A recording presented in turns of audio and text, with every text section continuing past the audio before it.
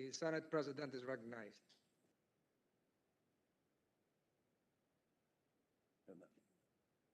Thank you, Mr. President. Majority Leader, I have very few questions for the DTI. As a matter of fact, it doesn't exactly,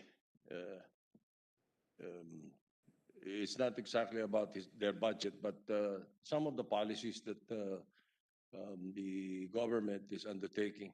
So will will my worthy brother from the West favor me with a few questions that the DTI could elaborate on? As I said the other day, always to my leader in the East, Your Honor. Thank you very much. My questions are regarding the revised implementing rules and regulations, or IRR, of Republic Act 9167. Pagdating po sa mga pagbanggit ng IRR, medyo tumataas ang antena ni Senator Tolentino, the presiding officer now, kapag medyo mainit siya sa pagdating sa mga IRR. Now, Republic Act 9167 is the law that created the Film Development Council of the Philippines, of the FDCP. Now, this was 18 years ago. I was the author and principal sponsor of the bill. All right? And within that year, the IRR came out. There was nothing wrong. It was unquestioned, so to speak. Now, after 18 years, Mr. President, suddenly there is an IRR on Republic Act 9167. Now, I'm surprised because when I read the IRR, it is far superior than Congress. They changed the law and placed some provisions there that are not in the law. So, as one of the ex-officio members of the council, the Department of Trade, DTI, is one of the members of the council. May I know from the DTI, whose idea was it? Kindly give us a brief background on how did the council come up with the decision to introduce a new IRR after 18 years. That's the first point, Mr. President.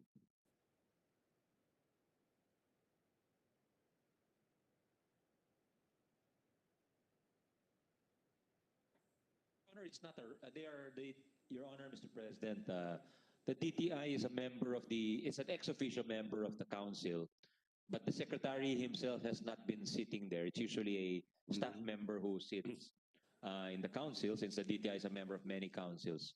And they're not sure what the thought process is behind the decision to revisit the IRR, but suddenly there is a draft IRR which has been presented to them, but it is still a draft, and they have not signed They have not signed off on it, Your Honor. No, there was a signature. There is a signature by a representative of the secretary. And I noticed that in the proposed IRR, the IRR, as it is now, the new IRR, most of the changes were made on the portion enumerating the council's specific powers and functions. So, what was the intent in doing so? May we ask the signatory from the DTI if the Secretary of Trade was not informed of this? Where did he get his power or his authority? Yes, there is a signatory. You're right. You're correct, Mr. President. There is a signatory with the surname Buenafe. Yes. And the secretary said it's the first time he's seen the rules, and he is saying the representative did not have the authority to sign that, Your Honor. So they're therefore, willing to rescind it, Your Honor. Or therefore, so Miss Ana Karenina Buenafe is not authorized to sign this. That's correct, No? Your Honor.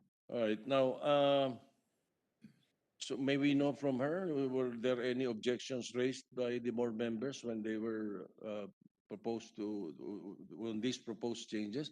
Because looking at the IRR, the president of the Cultural Center of the Philippines did not sign. The chairman of the Metro Manila Development Authority, who is also supposed to be a member of the council, did not sign also. So, this is the published copy, approved IRR, and it does not reflect the signatures of these two. But as you mentioned, because of the revelation that you mentioned, the DTI is willing to rescind That's correct, Your Honor. The their secretary, signature, and they are not supporting this particular yes, Your Honor. new IRR. The secretary is very unequivocal in his pronouncement that they're willing to rescind that. Thank you very much. Therefore, I have no further questions with the DTI. Thank you, Mr. President. Thank you, Mr. President. I think you should ask Senator Tolentino to preside more often, Your Honor, so he can no longer ask questions on the floor, Your Honor. In fact, for the record, I share the sentiments of the good Senate President. There should be a period immediately after the enactment of a law to craft an IRR, but not after 18 years.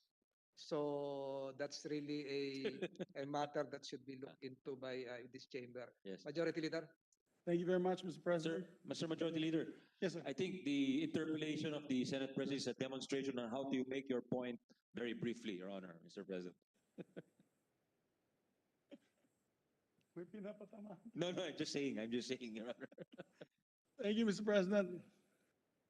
Mr. President, for the record, next in line to propound some questions to the agency is Senator Pia Cayetano, but she graciously agreed not to or no longer interpolate the budget on the DTI. We thank Senator Cayetano for Yes. that. Thank you And, to our Senior Vice Chair, Senator Pia. Yes. So next in line to ask a few questions to the agency, may we recognize Senator Amy Marcos, Mr. President. Senator Amy Marcos is recognized. Is she online? She might. Wala siya. Maybe ask her office. Just for the record, Mr. President, there are two colleagues of ours who are listed as the last two members to ask of the budget of the Department of Trade and Industry. It is Senator Amy Marcos and Senator Richard Gordon. And Senator Julon pala, I'm sorry. Maybe we can ask Senator Julon, our distinguished minority leader, Yes. floor leader. Would you like to start already since we're waiting for the other two? Yes, sir. We'd like to recognize the minority leader. Yes, All just, right. yeah. Yes, Minority Leader is recognized. Thank you very much, Mr. President. Thank you, Mr. Majority Leader.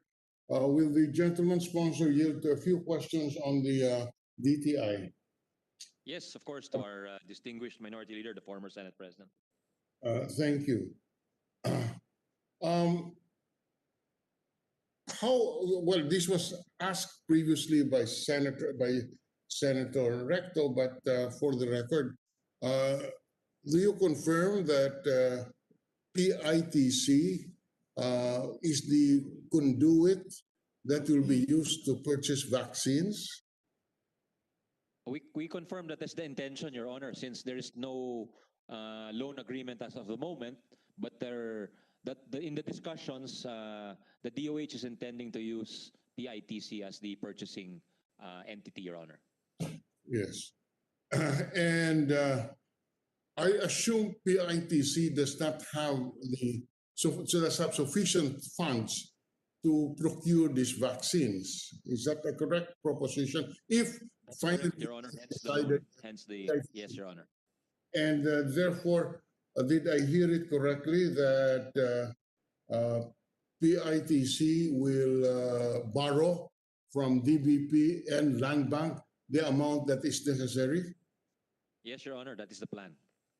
That's the plan. And since it is obvious that it would need some guarantee, I assume that this loan from DBP and Land Bank will carry a sovereign guarantee.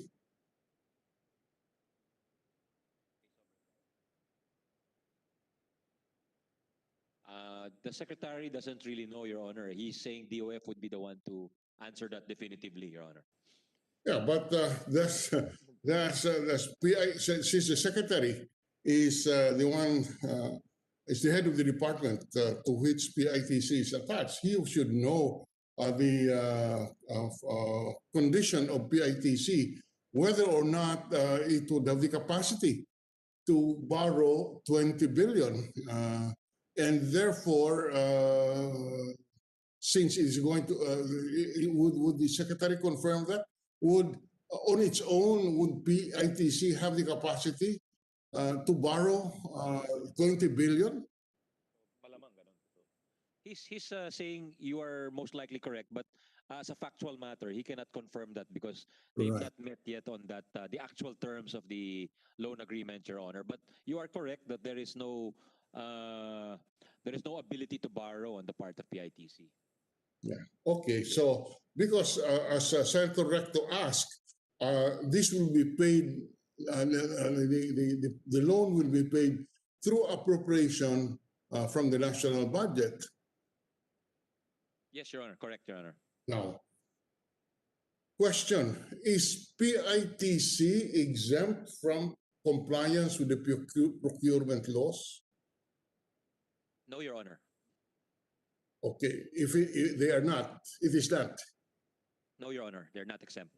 Now, in the purchase of the vaccines, assuming PITC is designated to purchase 20 billion worth of medicine, of vaccine, this would have to follow the procurement law. At least Yes, Your Honor. so far as bidding is concerned. Yes, Your Honor. That's correct? Yes, all right. Now,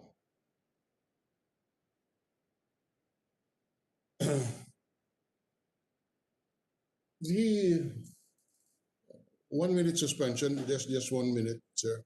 Session suspended.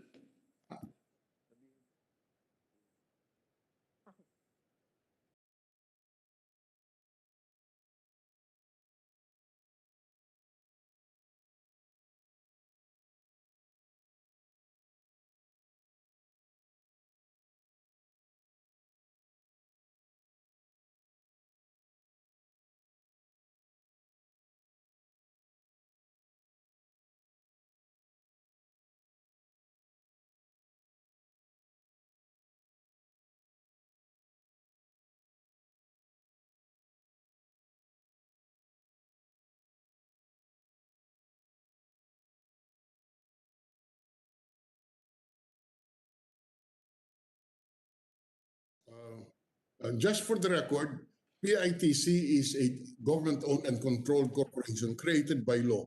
For the record, Mr. Yes, Your Honor. Yes. Now, under Executive Order number 133, the mandate of the PITC is as follows. Section 16, letter paragraph D.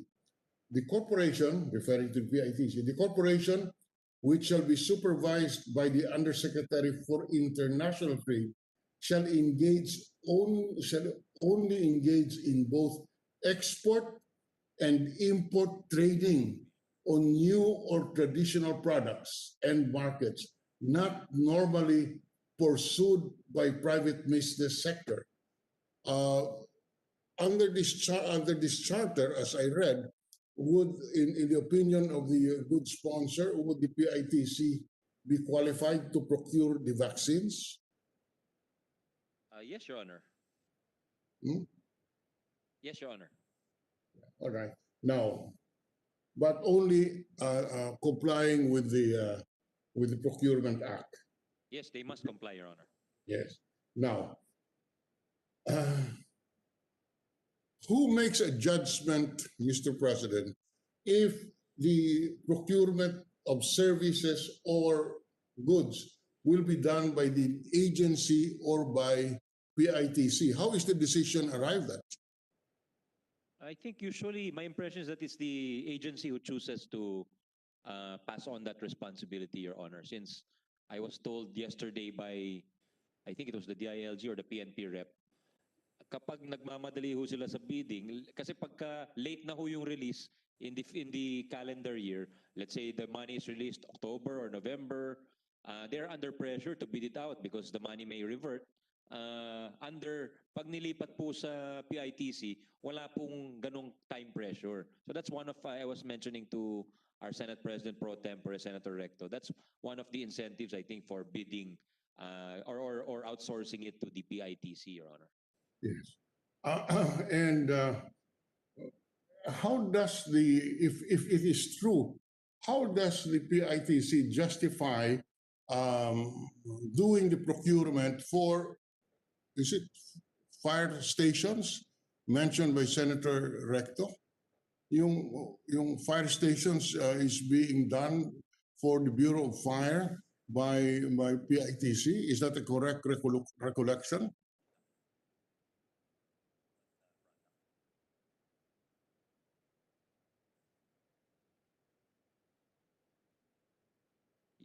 It does not say in this document I've been given, Your Honor. But if I recall correctly, I think it was firearms for the PNP, for BFP, it is fire extinguishers, even infrastructure projects like the awarding of infrastructure projects like fire stations, Your Honor. That's right. Awarding of infrastructure projects, because when we read Executive Order 133, the mandate is to engage in both export and import trading.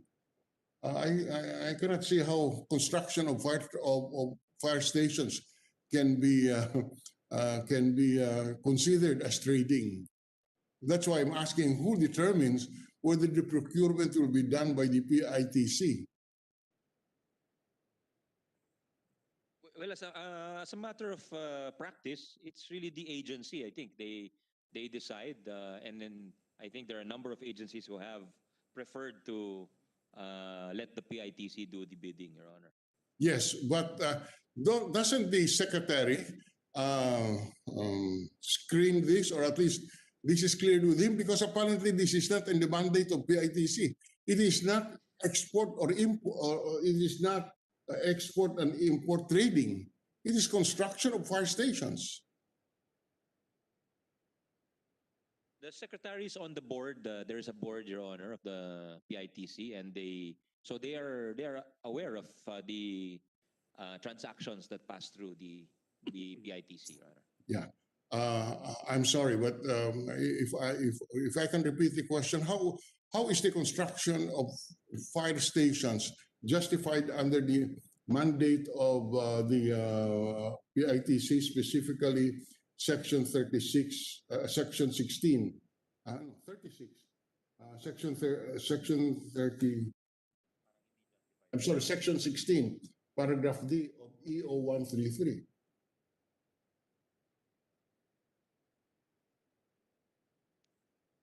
Well, I was given this document, the revised charter of the PITC, which is PD 1071, which is of a 1977 vintage, and under this law, purposes of the corporation is hereby authorized to promote or organize, whenever warranted, production enterprises and industrial establishment, and to collaborate or associate in joint venture with any person, association, company, or entity, whether domestic or foreign, in the fields of production, marketing, procurement, and such other related businesses, Your Honor.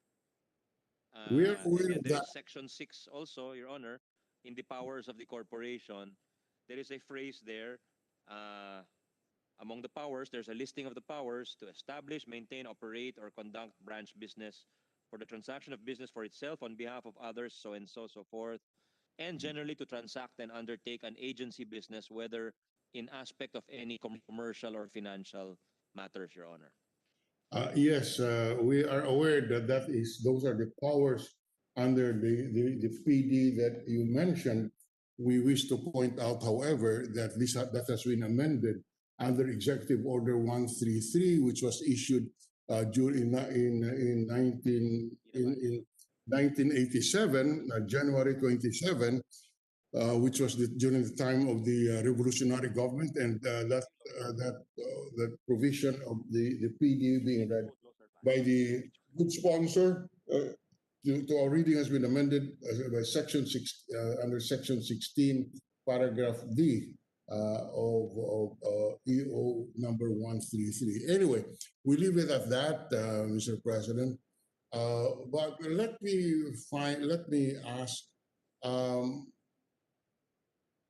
there is a fee or a commission of what, 5%, 4%?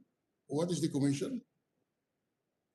It's 4% normally, Your Honor, but the Secretary mentioned that in cases of larger transactions, they go as low as 1%. All right. And let's say on 20 billion, how much is 1%? 200 million? For 20 billion, it's 200 million. Yes, Your Honor, correct. Where does this 200 million go? Who has the power to disburse this? Is this distributed as additional compensation? How is it spent, yung 200? It is spent for the cost of operations of the corporation, Your Honor, and the rest is remitted to the Treasury, Your Honor. Yes, operation including salaries and bonuses. Yes. Yes, Your Honor. That's okay. So that's the reason, well, okay, I will not attribute anything, but that's a very attractive proposition. 20 billion, 1% is 200 million, 2% is 400 million as possible commission. And therefore, it becomes an attractive proposition that the PITC should be the body that will import this, although although there is every reason to assert that the Department of Health should be the one to procure rather than PITC. Let me clarify, Your Honor. When I said salaries and bonuses, it is salaries and bonuses of officers and employees of PITC and not of the DTI. I just wanted to make that Yes. record, Your Honor. I only referring to. And as to Yes. whether, yes, sir. Go ahead, Your Honor. Yes, I was referring to PITC and not to any other agency. Yeah, I just wanted to make sure so my remarks would not be Yes. misconstrued, Your Honor. Yes. Yes. And with respect to whether it is better that DOH procure this, well, yes, at least on its face, it would seem that perhaps that's better because then there is no transaction fee paid. But Sorry. perhaps there's a need to investigate precisely why these so many agencies wish to outsource their Yes. procurement. Aside from the earlier mentioned reason that the deadline for obligation does not apply to the PITC in the same way that is applicable to the line agencies, Your Honor. Yes. And of course, we're not saying that this is happening, but we could not discount the fact that the commission earned by the PITC is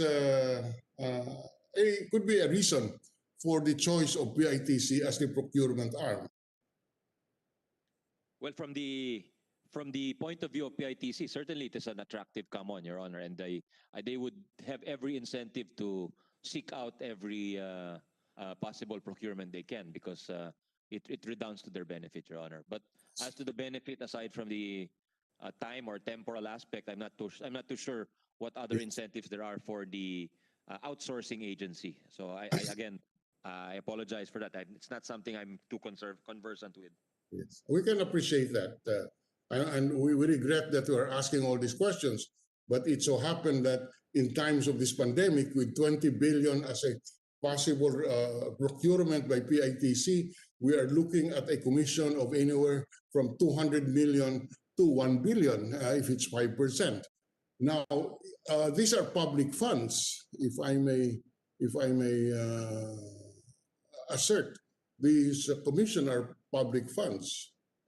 Is that correct? Yes, yes, Your Honor. Yes, they are public funds. Now, I assume and who has the power to disburse these public funds?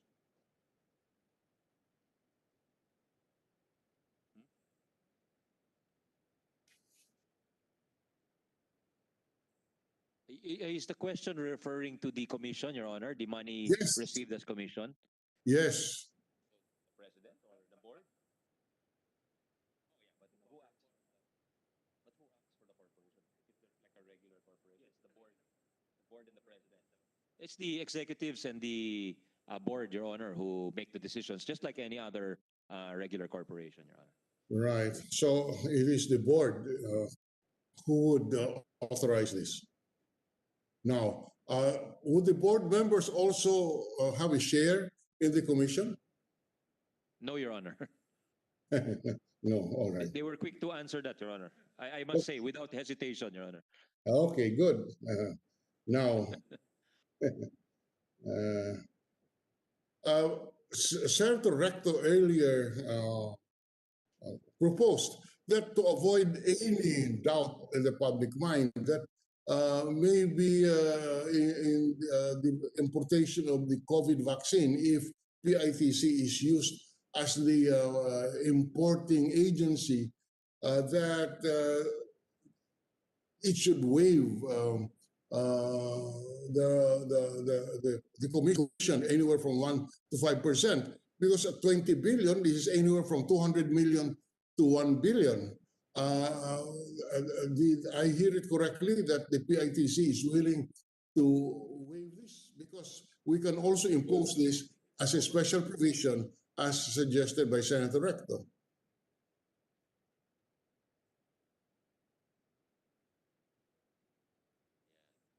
They're willing to go lower, Your Honor, and as long as he said the costs of the PITC are covered, because the PITC doesn't receive any national government budget subsidy, so they pay out all their officers from this share, this commission share. And Secretary Lopez is pointing out that anyway, the excess is also remitted to the Treasury at any rate. I'm sorry. What is their last sentence, Mr. Sponsor? I'm sorry. The last sentence is that they don't take the entire commission, Your Honor. They just cover their costs and they remit the rest to the Treasury. That's the point made by Secretary Lopez.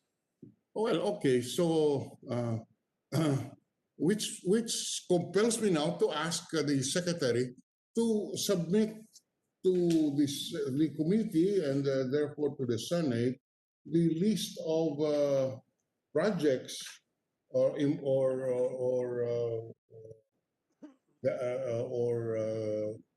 importations and procurements done by the agency, let's say for the last 5 years, and how Yes, much Your Honor, we will. how much were the commissions earned, and how was it disposed, and who were the recipients of, and what did they do with the balance, if any? Can we have that?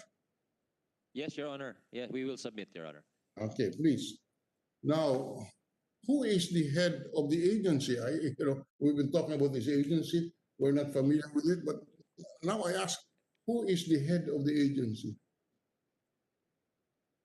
Your Honor, there is a president and CEO. It's Mr. Dave Almarinez. Mr. Dave Almarinez. Okay, how long has he been with the agency? 2016. Since 2016, I believe, Your Honor. 2016. May I know what is his qualification? Is he a businessman? Is he a trade business? What is his qualification? He's a businessman, but he's also a former board member of Laguna, Your Honor. He's a former board member of Laguna. All right. And he was there since 2016. Yes, Your Honor. I have received reports that Mr. I'm sorry, I stand corrected, Your Honor. I was informed it was 2017 when he took his position. I'm sorry? It was 2017, not 2016. I stand corrected, Your Honor. I'd like to correct the year I gave you earlier. It's not 2016, but 2017 Okay, when fine. he took his position. I have received information, and the secretary can confirm or deny if he knows. How true is it that Mr. Dave Almarinez is a dual citizen? being No one here seems to know the. I'm sorry, No he's one here also seems to know about that, Your Honor. sorry. They don't know. The officials here do not know about his if that is true that he is a dual citizen, Your Honor. Yes. Can you check if he's also a Canadian citizen? No knowledge, Your Honor. We apologize. There's no. Can you check? Yeah, I mean, can we get a Yes, response from the agency? they will check, Your Honor. They will check on that. Because my information is that as late as 2018, he was using a Canadian passport. He's sabi ni Sec, paki-check dun sa assistant niya, Your Honor. Well, he's denying it, Your Honor, because I think the secretary texted Mr. Almarinez himself, President Almarinez, and he denies being a Canadian citizen, Your Honor. Okay, we just want that on record because that can be checked now. Just phone. Anyway, just for the record, I will support the amendment of Senator Ralph Recto in the special provision. You know, to me, given this time of the pandemic, I don't think it's proper that PITC should continue to charge this commission, especially na marami pong naghihirap sa ating bansa at hirap na hirap ang pamahalaan maghanap ng pundo para po pambili ng bakuna, and yet you have here a government agency not giving up or earning commissions out of this very tight budget, which could be anywhere from 200 million to 1 billion. Let us so we would support the plan of the Senate President pro tempore on this point. On another tax agency of the department, Mr. President, the Small Business Guarantee and Finance Corporation. This corporation would provide guarantees to small, medium-scale industries to guarantee the loans secured for financial institutions. Is that a correct statement? They no longer provide guarantees, Your Honor. They used to in the past, but that function of providing guarantees has been given to Phil Guarantee. And the main or the role now of SB Corp is to provide loans to MSMEs, Your Honor. So they provide direct loans. Yes, Your Honor. Okay. Now, But if I may qualify, Your Honor, that was asked by Senator Rector earlier, and the secretary said they do provide loans both to the actual MSMEs, but they also provide loans to like microfinance institutions who in turn farm this out to smaller borrowers, Your Honor. example, can we have an example of that latter situation, sir?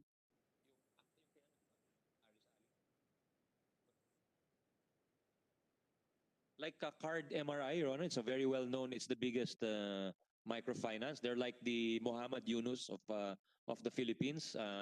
This is headed by Aris Alip. They have a big loan portfolio and they really lend to micro lenders. That's an example of a microfinance organization that is lent to by SB Corp. And they in turn have a big portfolio in the provinces of small, you know, really micro borrowers, Your Honor, because they know their clients and they are probably better at collecting, Your Honor. Now, focusing on the vaccination and I'm sorry, on the COVID-19 pandemic. You know, during when we were in the bicameral conference committee on the Bayanihan 2, there was a very intense debate, as the chairman will confirm, about the tourism allocation of 10 billion. It was very Your Honor, the minority and majority leader were at the forefront, Your Honor. yes, and we were resisting efforts to convert the 10 billion for the micro, small, and medium enterprises in the tourism industry from becoming a pork barrel fund, because our friends from the lower house wanted this to be all infrastructure. And the majority leader and myself had to fight very hard and had to be firm in our objection. So we finally ended up with a compromise. 1 billion was for the infrastructure of tourism, of funding the tourism-related infrastructure. 3 billion was for assistance to the workers in the tourism industry, and 6 billion was for the to assist the micro, small, and medium scale industries in the tourism industry.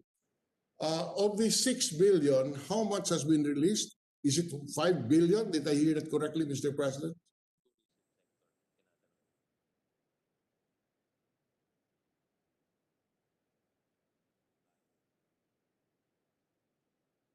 They're getting the breakdown, Your Honor. May we furnish you with that because it's not on hand at the moment. Okay. So It's part of the 1 billion lent out to MSMEs, but they have to disaggregate how much of that 1 billion went to tourism, micro and small and medium enterprises, Your Honor. That is your concern, right, of the yes. tourism stakeholders? Yes, that is our concern, because we as the chair can attest, we really fought tooth and nail to make sure that this is for the benefit of the tourist industry, and that is why we agreed to a 6 billion loan assistance to the micro, small, and medium enterprises in the tourism sector. That is why on this particular Bayanihan 2 funds, we would like to know how much was released to the SB Corp. Yes, Your Honor, may we be given some time to get that information? Yes. Even the Secretary does not have it on hand, but he assures us he will, sir. As soon as he gets the information, he will forward that to you. If we can get it this afternoon. Yes, certainly, Your Honor, within the day. Now, but so you met the good sponsor earlier mentioned that 1,600 loans were approved with 1.2 billion released. Is it now, do we now understand that the 1,600 loan approvals need not necessarily be for the tourism-related small and medium-scale industries? Yes, Your Honor, because we gave them a total under Bayanihan 2, a total of 10 billion. And the 6 billion of that, as you correctly mentioned, was earmarked for or intended for the tourism MSMEs, while the rest would be shared by other sectors, Your Honor, MSMEs as well. So that's why right now they don't have that disaggregated data of how much went to the tourism sector. All they have is the universe, and that is the universe, Your Honor. But as we promised earlier, we will furnish you with that exact figure within the day, Your Honor. Well, thank you very much. That would be good enough for us at this point. Now, may we know what is the criteria used in approving the 1,600 loans? Just in general, what are the factors that are considered, and how do we prioritize the recipients or the recipients of these, how do we prioritize the loan applications? Because there, according to the statement earlier, there are 26,000 loan applications pending, quite a number. So paano po natin pinipili kung sinong dapat bigyan muna at sinong mabibigyan sa huli? Yung sa lingwahe po ng ng Department of Budget and Management for later release. Yun po ang ginagamit nila. So, saan po natin, sino po ang, how do we, what standards do you apply in terms of the priorities that will be considered in the grant of the loans? Yes, Your Honor. It's practically an automatic approval, actually, because they're very minimal requirements. They just have to fill out an application form. Many are done online. They just must show the barangay and municipal business permit. And for loans exceeding 50,000, they require a DTI business name registration, but that's not required for the smaller loans. And then just government issued ID and a BIR registration, and they grant it. And the criteria is first in, it's in first come first serve, Your Honor. So sino mauna, yun po ang unang pinoprocess po nila. First in, first served. First come first serve, yes, Your Honor. First come, first served. All right. I assume the ability to pay, to repay the loan is also a consideration. They don't really go that far, Your Honor. They just look if the business has been in existence for over a year, and if it has, then they tend, that's almost automatic, the approval, Your Honor. Opo. Well, Dahil pandemic ho, they said they don't want to be strict in their requirements, Your Honor. Yeah, so as you said, it's almost, Mr. Chairman, it's almost on a first come, first serve. So no need for any particular endorsement by any government official. No, Your Honor. Yes, just for the record. And yeah, we would like to think that since this is a COVID-related facility, hopefully, if the amount can be released within the next few weeks, the amount can be disbursed for the enterprises needing assistance. Can we have that assurance, Mr. President? Yes, of course, Your Honor. All right. So, okay, that is all for this representation, and we will be awaiting for the report of the good secretary on the matters which were discussed. And thank you very much for this opportunity, Mr. President. Thank you, Mr. President, to our distinguished minority leader, and we thank him for his patience in accepting the replies, and we pledge to provide the information requested. Thank you. Thank you, Mr. President. Majority Leader. Thank you, Mr. President. Before I move on to the next interpellator, I would like to join the concerns of the distinguished minority floor leader, particularly on the PITC. PITC, because we had an issue when we had the hearing on the failure of the SRA, Sugar Regulatory Administration, to implement the SIDA law. The SIDA law has 2 billion component. Lumit ng lumit kasi hindi doon nila na-implement, lalo na yung especially, Mr. President, the component for modernization of equipments. They're supposed to give out tractors. What the SRA did, they passed it on to the PITC. And until now, they have not bidded.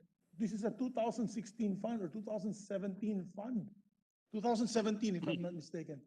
And it has not been bidded, my failure of bidding now for whatever it is. Maybe just ask the Secretary, Sec, maybe you can... He will submit, Your Honor. Yeah, maybe you can find out what's going on there, Sec, kasi yung mga farmers naghihintay. Yes, he will deliver the tractor to you. That's great. If you can do that. I'm sure he'll certify that the tractors will be of great working condition and brand new all. With that, Mr. President, moving to the next interpellator, may we recognize Senator Amy Marcos, Mr. President. Senator Amy Marcos is recognized.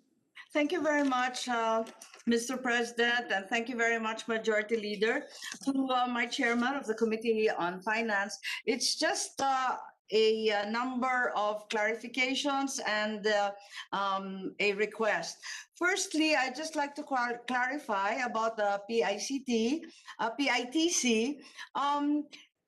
It was mentioned earlier that it was remitting its excess income to the Treasury. Certainly, this is merely 50% of its net income as required by the Minority Leaders GOCC laws.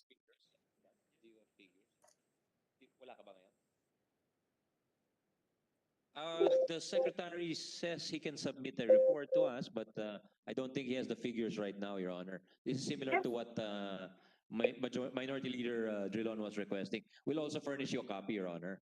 That's right, because I was a trifle confused by the statement that there was a remittance of excess income. Surely that's only the 50%, the usual required to be remitted for the national government. And like the Minority Leader, we're very keen to find out how much is actually remitted. And perhaps if we could get clarity on the alleged parked funds by these various agencies. The same request and clarification lang po. Yes, in Your Honor, addition- that Minority Leader asked for all the transactions passing through okay, the okay. PITC for the last 5 years. So that would clarify everything, including the information you are seeking. And we'll include you among the recipients, Your Honor. Thank you very much. We need to share that information. The other request that I'd just like to relay, because I know very well that the Secretary of Trade and Industry, Secretary Mon Lopez, was with me all the way when we first initiated the effort to retool and reconfigure our local garment exporters to produce PPEs. I am in receipt of their letter that to date they have been unable to benefit from the Bayanihan 2 for the duty-free and VAT on local sales, given that the guidelines on the implementation of Bayanihan 2, I think these are guidelines to be provided by DOF and DTI, if I understand correctly. The guidelines have not been finalized or released so that the PPEs and our local exporters continue to be unable to avail of the benefits we fought so hard for under Bayanihan 2.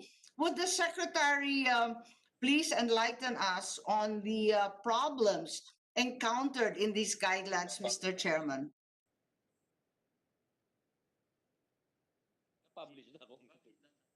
Published last Friday. It's been published already? Are you sure?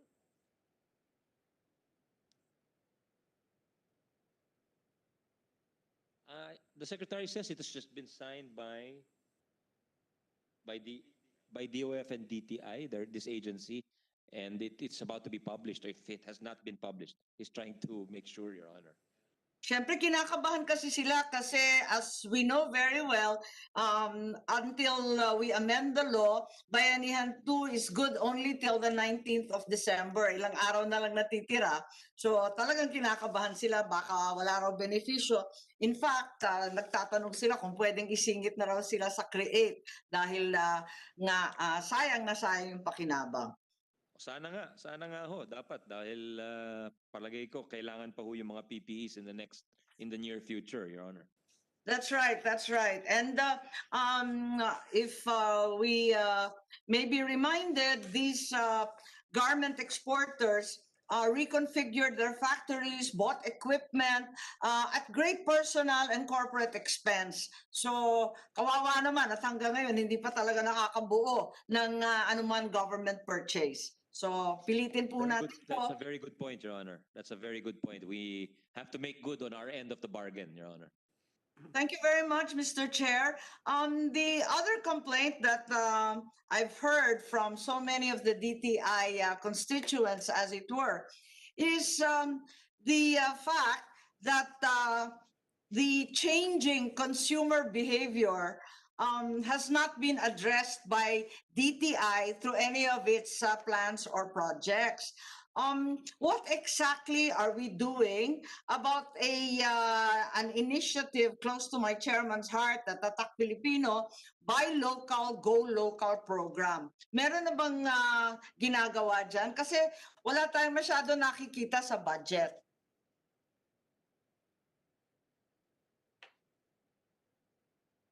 Actually, in fairness to the DTI, during the Bayanihan, they were the ones who were pushing for the local procurement right. provision, Your Honor. You were one of those, along with Senator Pia, who pushed for the garment or the PPE incentives. But there was a general provision which the DTI pushed for.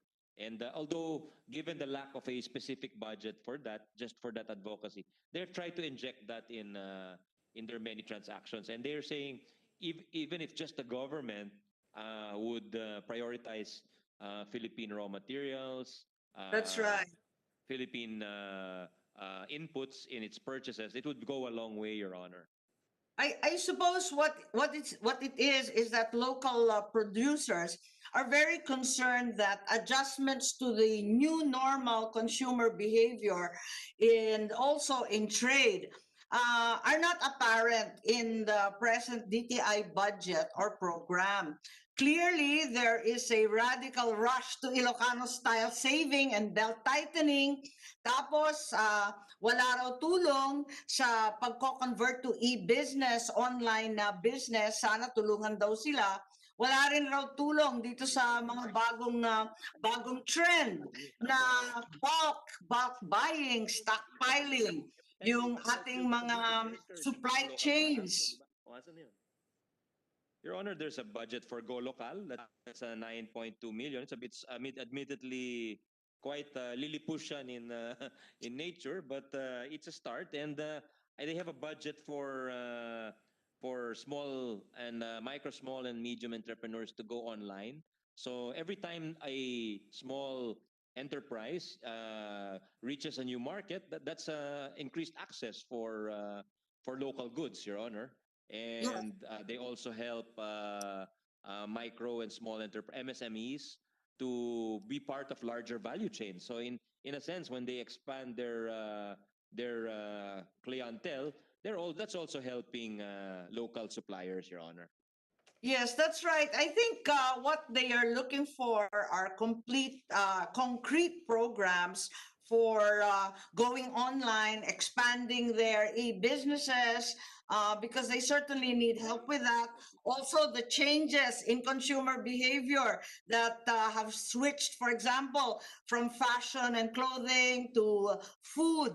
And even in that case, the effort now that is very, very challenging, which is bulk buying and stockpiling, even in ordinary households. So, kailangan po nila ng tulong at ito na yung papasok sa new normal, hindi po ba?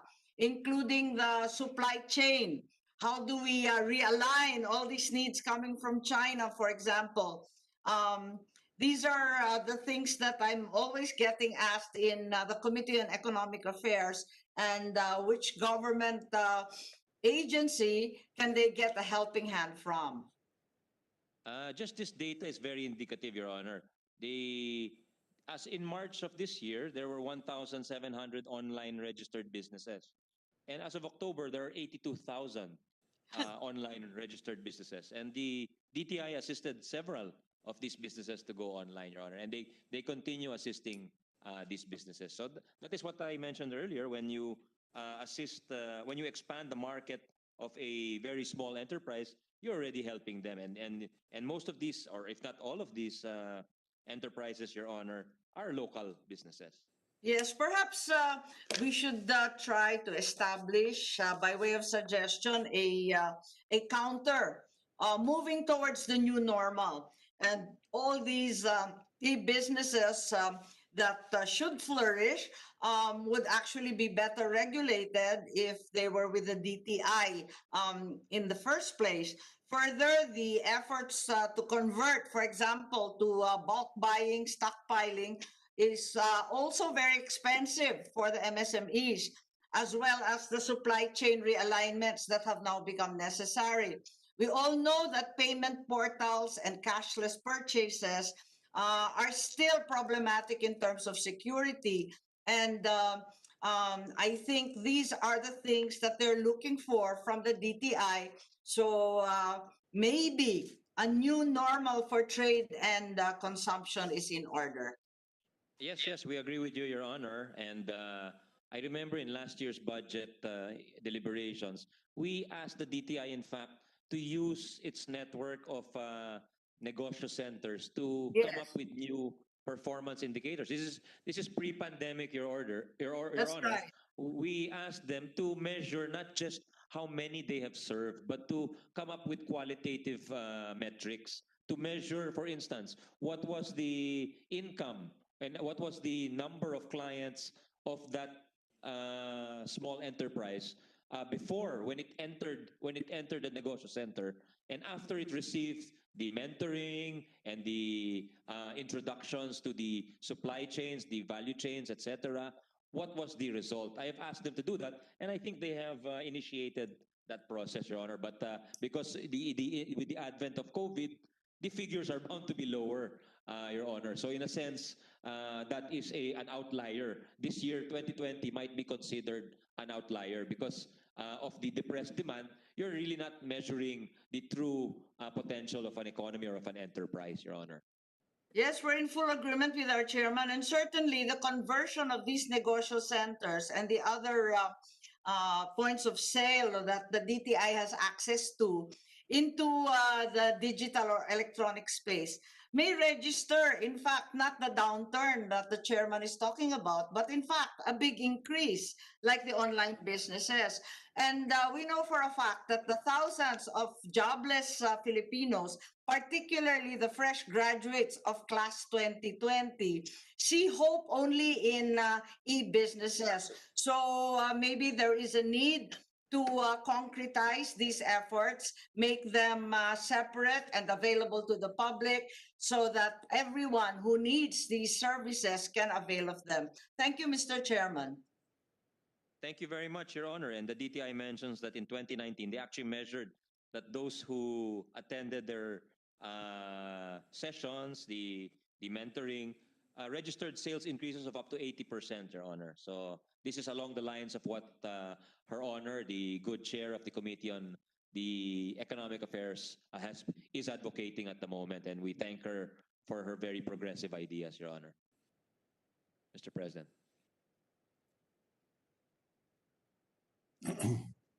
Mr. Majority Leader, just a request, Mr. President, May recognize the minority. Information of the gentleman.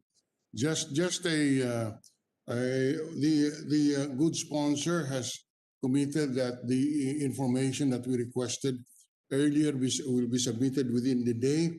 Now, in the submission, can we request for information on again on Mr. Dave Almarinez, because our information is that he was appointed regional vice president of Organo Gold in 2011, 2015.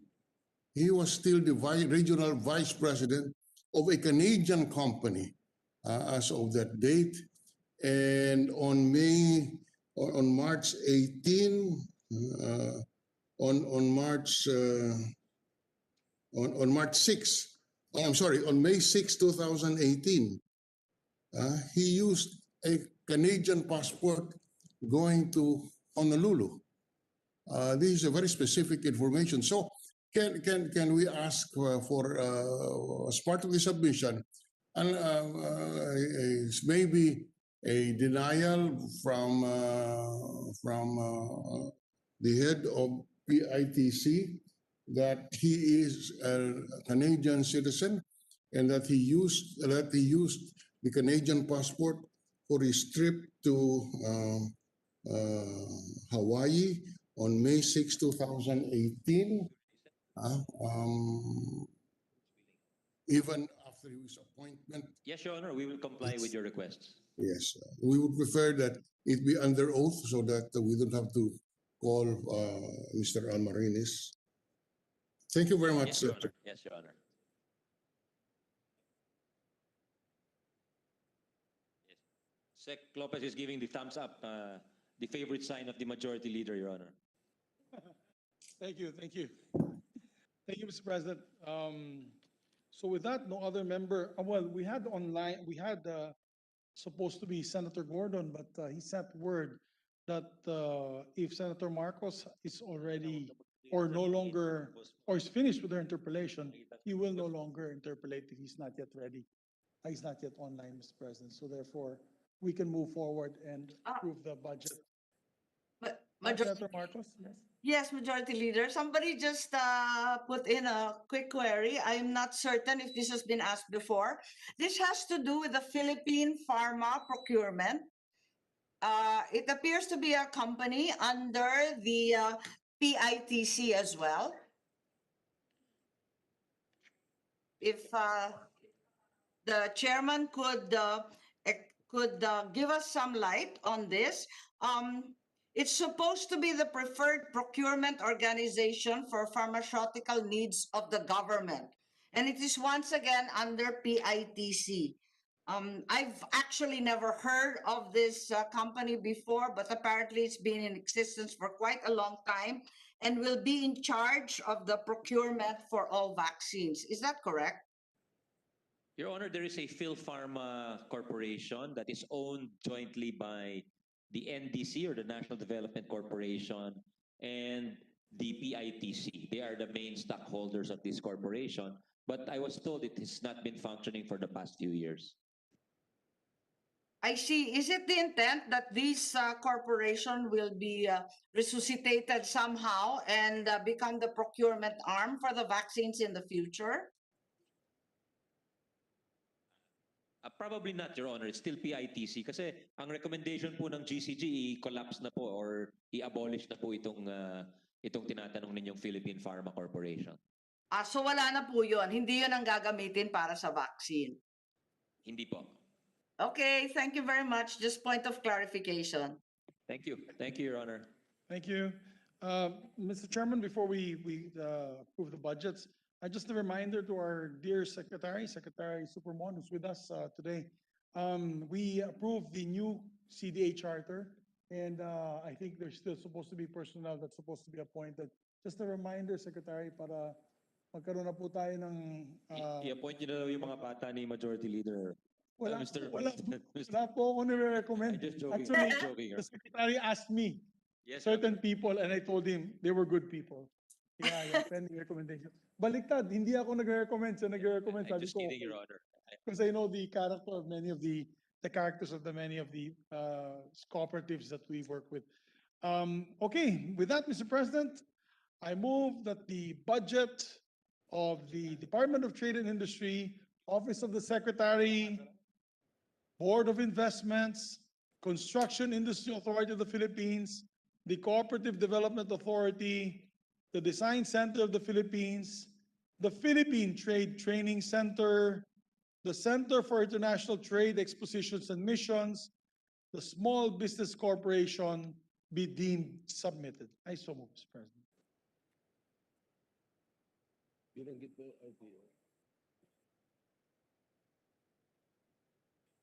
May we have a minute Yung hindi ko suspension? sinama, Mr. President, yung TESDA, because TESDA is supposed to be defended by Yes, Senator let's, Joel. Right. we can let He them go includes- when it's registered. No? It includes the Office of the Secretary, right? Ba to? Okay. And the budgetary support for government corporations? That is included. Any Yes, objection? yes, included. Chair hears none. The budget of the Department of Trade and Industry, including all attached agencies, are hereby deemed submitted. Thank you, Mr. President. May I ask for 1 minute suspension to bring in the other agencies? Right. Session suspended. If no one's going to ask.